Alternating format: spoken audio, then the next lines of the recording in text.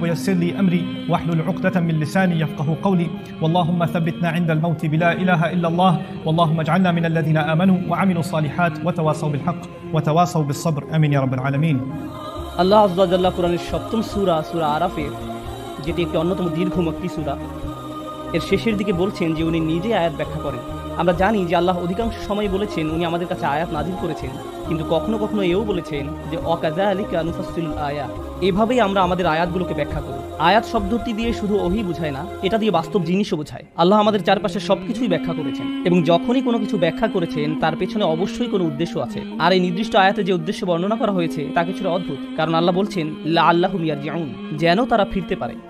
আল্লাহ এই আয়াতটিতে একটা কিছু ব্যাখ্যা করতে যাচ্ছেন, আর তার উদ্দেশ্য হচ্ছে যারা আল্লাহ থেকে অনেক দূরে সরে গেছে তাদের সাথে কথা বলা, তারা যেন আবার ফিরতে পারে। এই কারণেই তিনি বলছেন লাআল্লাহুম ইয়ারজিউন, যেন তারা ফিরতে পারে। এই আয়াতে একটা